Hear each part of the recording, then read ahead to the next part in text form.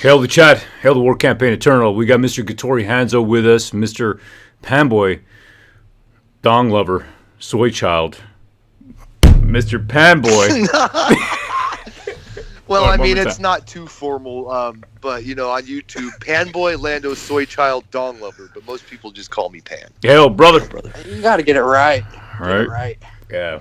All right, man. So we've been streaming from downtown Ottawa for the Truckers Convoy, giving big respect to the truckers. Amazing, super peaceful.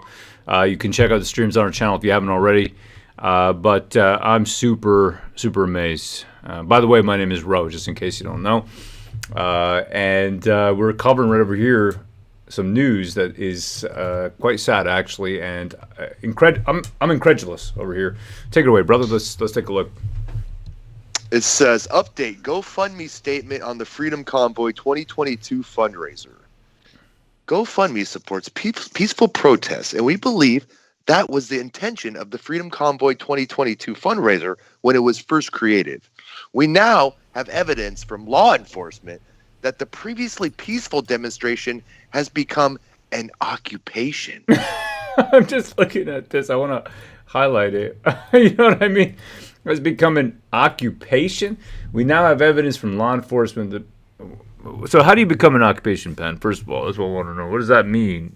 A peaceful protest becomes an occupation. What's the time limit? You've just completely taken over. You've been occupied.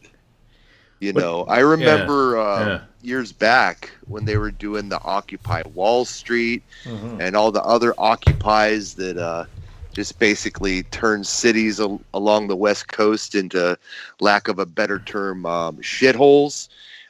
You heard from the media, oh, it's the Occupy movement. How fantastic, this is great, but now Occupy all of a sudden is a bad term. Yeah, I'm just wondering, when does a peaceful demonstration become an occupation? I don't understand that. And I think this is the trouble, right? All the words have been twisted. This is a society we live in. Everything has been, whether it's social distancing, just the wording itself. It seems to me, if you read, I think it's Brave New World. Yeah, Brave New World. Aldous Huxley. Yeah, Aldous Huxley, that's right. Or 1984, but they talk about doublespeak. I think it's 1984, actually. Doublespeak, it's the wording that is designed to confuse you. It's almost the opposite terms, Gat, who we call the wizard over here. Gat, what's your opinion, brother? Yeah, I think this is exactly it. They want to use the word occupation to suggest that these people are, in fact, kind of like, I don't know, a part of what, Pan had brought up previously with the Occupy movement, where they came through and they left trash everywhere. And it wasn't really a peaceful protest at times, it's totally different. I feel like this is they're using these words to try to slander these people that are down there protesting. An occupation, it invokes. You think about war, occupation, someone occupying someone else's land. Where this isn't really the case. This is Canadians fighting for their own rights. Yeah, can you occupy your own country, Pat? I mean, you brought that up earlier on the stream. Yeah, it's Canadians occupying their own territory. How horrible! Oh my! How is that possible? Even, not to mention, I mean, today, right? Today is the 4th of February, 2022.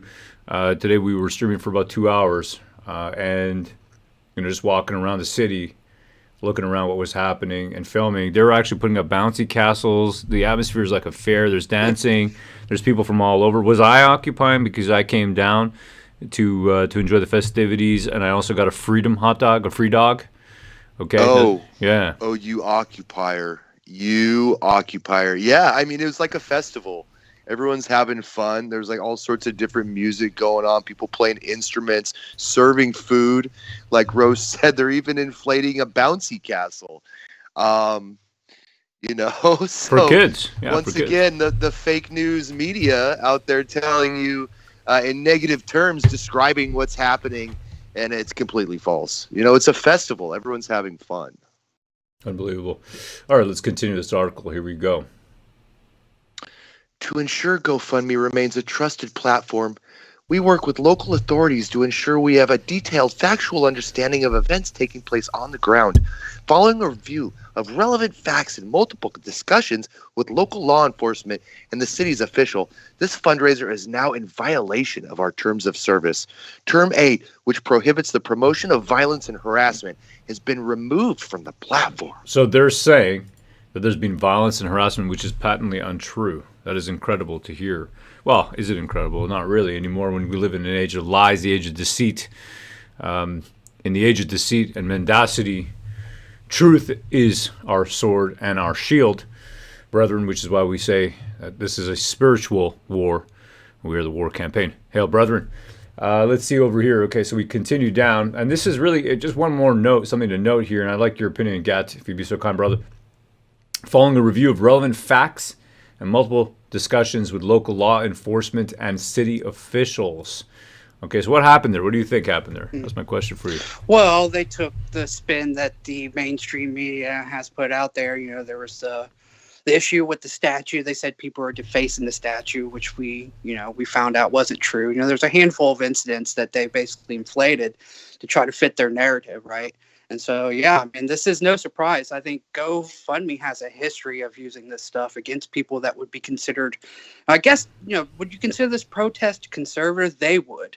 But this is really more about freedom. So, yeah, I think they have a history of erring on the side of the liberals when it comes to these things. So anything conservative leaning, they tend to take down. They have a problem with. Now, having said that, I don't even think I would describe myself in any one of these orientations. For me, I'm just about liberty. I don't know if I would be maybe a liberté person. So just a lover of freedom. Yeah, a lover of freedom. That's right, a libertet. A lover of freedom. I think this is the biggest problem with this whole thing. They want to turn this into left versus right, liberal versus conservative, where this isn't actually an issue about that at all. Freedom is not political. Everyone agrees that you should have the most amount of freedom. At least most people do, right? Absolutely, sir. And so to make this political, I think is part of the problem here. It's really not a political thing. It's about freedom and your rights. All right, let's continue here. Thank you, sir. We're here, organizers. Organizers provided a clear distribution plan for the initial $1 million that was released earlier this week, and confirmed funds would be used for only participants who traveled to Ottawa to participate in a peaceful protest. Given how this situation has evolved, no further funds will be directly distributed to the Freedom Convoy organizers. We will work with organizers to send all remaining funds to credible and established charities chosen by the Freedom Convoy 2022 organizers and verified by GoFundMe. Absolutely incredible. So they're not going to send the money back to the people who gave the money, but they're going to send it to charities of their choice. I mean, this means pretty much that they could be giving this money to BLM. That's what it says right here. No? Am I reading this wrong? Well, it says credible and established charities chosen by the Freedom Convoy 2022 organizers. Who gets to choose? How do they decide which organizers get to choose? Well, I guess maybe whoever set up the GoFundMe. Right. Yeah, the official. Yeah, the official organizers. Yeah, which I know. I think it's Miss Leach and there's a few other fellows there. Right. So that would be them. Okay. Fine. And verified, but they got to be cleared by GoFundMe. Okay. I take that back then, so I understand a little bit better now. If it is like that, then I think. That's a little better, all right? At least it's who they select, but I still can't believe that. What they've said here is, people, so you've used this platform. Well, actually, I'm still 100% against this. This is absolutely incredible, because think about this. What they've said here is, people have sent money to you, okay? And you are an organizer of a charity, and you're going to be distributing that out. They're saying, you can't have that money. We're never going to send it to you. No. What you're going to have to do is, you just tell us who you want to give it to, because you're not getting that money. And the truckers and the rest of the people that we're supporting are not getting that money. No, we're going to take that money that you've given us, right? By the way, probably logging your information, just so you know, right? Everybody who's on that, trust me, you're on the list. Right. You're on the naughty list. You're getting coal, okay, for Christmas next year, at least from them. Not from Santa. Santa loves you. But that money that was sent is not coming to you anymore. That's going to we're not letting you touch it. We're going to give it to someone else. We're going to give it to someone else, but you can choose who. You're not getting that slice of pizza. We're going to give it to someone else. I can't believe this. 10 million. I don't even know what the number was in the end, because I can't seem to pull up that GoFundMe. It looks like it's off completely. It's down. And they don't even push this story up on their site. This is off of medium.com, and it looks like official, okay, but written by GoFundMe. There you go. So I'm astonished, basically. Well, yeah, it says, organizations or charity organizations that are verified by GoFundMe. What do they have, a list? I mean, what's the qualifications? How are they going to verify?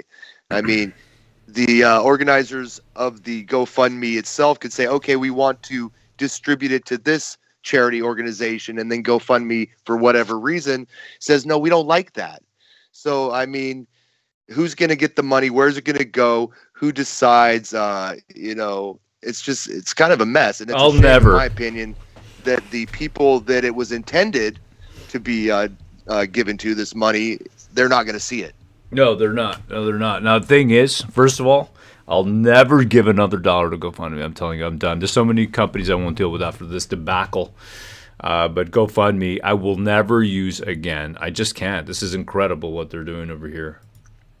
It is absolutely incredible. Yeah, I mean, because what we've seen, in Ro, you've been there the last few days covering the convoy from the ground floor, interviewing truckers, participators, anyone that will, come talk to you. And it's been nothing but peaceful. People are generous, sharing food, donating food. They have gigantic wood stoves they're cooking pizzas in. Why can't these people have the money to sustain their protest? The funny thing is that we learned that they were actually, the truckers down there and the people, behind the protest were actually feeding the homeless in Ottawa. And they said it was a bad thing. If that doesn't tell you all you need to know about the situation, then yeah, I mean, I don't know what to say, because they're out there doing a lot of good. And this is GoFundMe's response. I think people should be very wary of dealing with them for anything like this in the future. Yeah, Rose said he's done. I'm done, I don't deal with GoFundMe too much at all, but after this, I surely won't be in any capacity using GoFundMe. It's not going to stop us, though. That's the thing. It's just not going to stop us. You think that this is going to be the end. You think the support for the truckers, and I know the farmers are coming down now. I think it was Saskatchewan, right? There was a farmer today. Do you remember that? He's telling us that they're coming down. Okay, a big bunch of them. Sask farmers, so they're joining up. You think this is going to stop anything? You can't stop this. You can't stop this. Not like this. You can stop this by having discussions and just deciding by decree. Okay, it's not a dictatorship. It's a democracy. You need to discuss. You need to have conversation. My father always said to me, in any war, this is why in any war, at the end of the war, you got to sit down and have a discussion anyways. So why not just skip to that part? Well, this is the same thing here. Why not skip to that part and have a peaceful discussion? We need to get to these platforms, these technical platforms. They think of themselves as controllers, as I would say they are organs of the state. Okay, they're enactors of rule. That's what they are. These what we call technical platforms, these tech platforms, as you can see over here, whether it's a charitable one, that's GoFundMe. They will live and just take from you. That's how it is. As like a switch, and imagine if everything's linked together. Okay, and they can just flick a switch and turn you on and turn you off like a binary digit. It's a 1 or a 0. Sorry. I was going to say, I think when businesses and platforms like this get involved in the political game, I think it hurts business all around, even for their own platform. They're going to lose a lot of money from a lot of people who, they would have took a percentage from, who will no longer donate now to GoFundMe because of this. So, yeah, I think it's a bad idea. Platforms should stay apolitical. Yeah, you're right, brother. Hail the chat. Hail, brethren. Hail the War Campaign Eternal. And hail all you mother truckers out there. Live free or die as a slave. Hail, brother.